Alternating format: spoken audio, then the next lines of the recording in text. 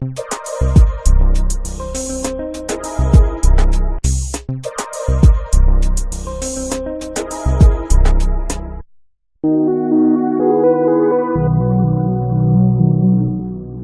thème vise à développer les compétences attendues de l'enseignant en relation avec les compétences attendues des apprenants dans le domaine particulier des mathématiques.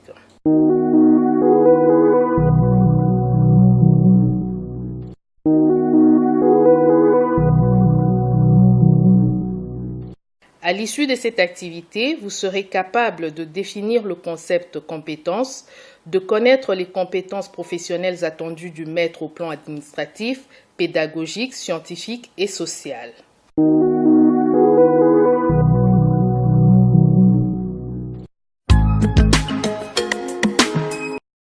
Une compétence se définit comme une possibilité pour une personne de mobiliser de manière intériorisée un ensemble intégré de ressources en vue de résoudre une famille de situations problèmes.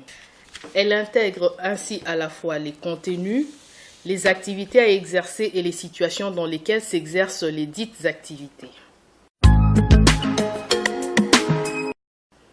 Quelles sont les compétences attendues chez l'enseignant? Sur le plan administratif, l'enseignant est un fonctionnaire de l'administration publique. Il doit par conséquent respecter les lois, les directives et les instructions qui régissent l'administration publique. Dans le cadre de sa profession, l'enseignant doit se munir d'un registre d'appel et le tenir convenablement. Il doit en outre tenir à jour un document d'inventaire du matériel.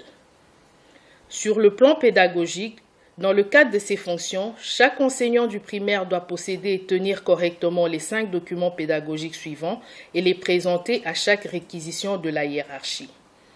Les prévisions des matières, le journal de classe, la fiche ou le cahier de préparation des leçons, le cahier des compositions ou des questionnaires, la fiche ou cahier des codes points.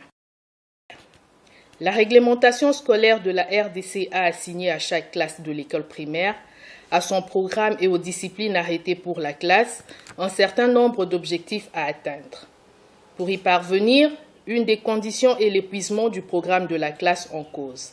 Le seul document qui peut offrir cette garantie à l'enseignant, c'est les prévisions des matières bien élaborées. Du journal de classe.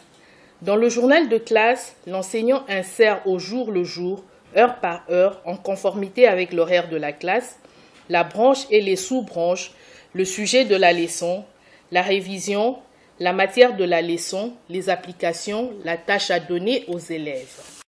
La fiche ou cahier de préparation est un document en 2 parties. Dans la partie administrative, l'enseignant doit noter les éléments suivants: son nom et poste-nom, la classe, la branche, la sous-branche, le sujet de la leçon, les références bibliographiques, le matériel didactique, les méthodes ou stratégies, procédés ou techniques.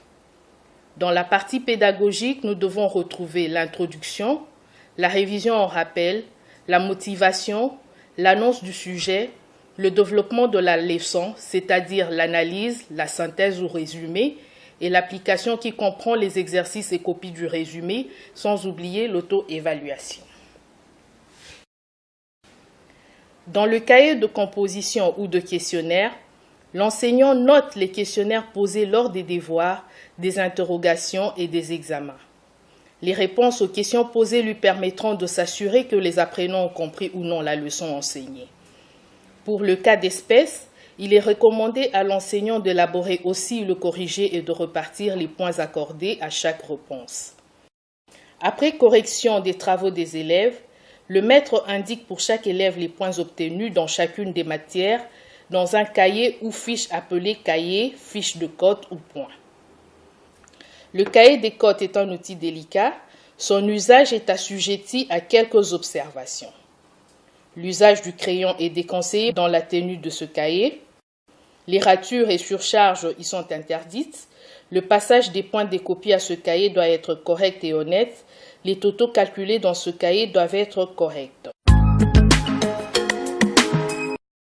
Sur le plan des compétences sociales dont l'enseignant doit faire montre, nous ne sommes pas sans savoir que l'éducation est un fait social. L'école est une société où évolue l'enseignant dans le cadre de sa profession. Ce dernier est donc appelé à entretenir de bonnes relations avec sa hiérarchie, ses collègues, ses élèves et les parents des élèves. Il est bien entendu évident que les compétences développées par l'enseignant auront un impact positif sur le niveau de formation des apprenants. En mathématiques, rendre un apprenant compétent, c'est lui donner les moyens de résoudre des situations où sont mis en jeu des nombres, des opérations, des pourcentages, des grandeurs et ou des formes et corps géométriques. La compétence principale développée en mathématiques est donc la capacité à résoudre des problèmes.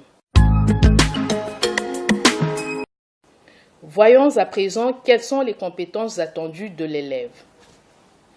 En mathématiques, aider un élève à développer ses compétences, c'est lui donner les ressources pour résoudre des situations problèmes dans lesquelles sont mis en jeu des nombres, des opérations, des grandeurs et ou des formes géométriques.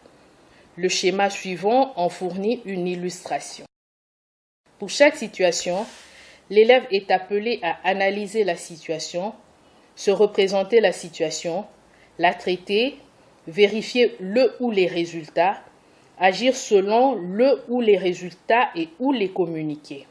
Le tableau ci-dessous présente quant à lui les compétences en mathématiques que les élèves doivent acquérir à l'école primaire en fonction du niveau.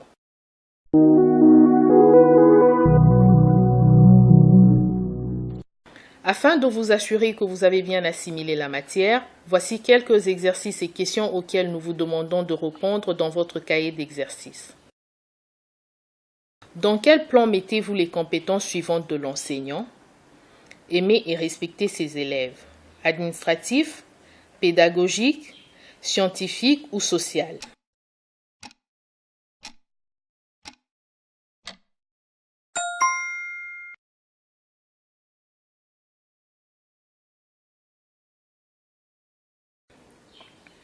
Tenir à jour ces documents est une compétence sur le plan administratif, pédagogique, scientifique ou social?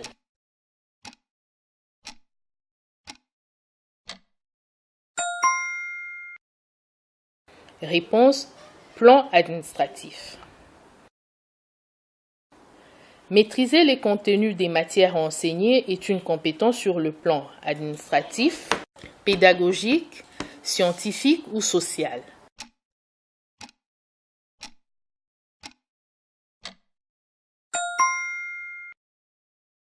La réponse est plan scientifique.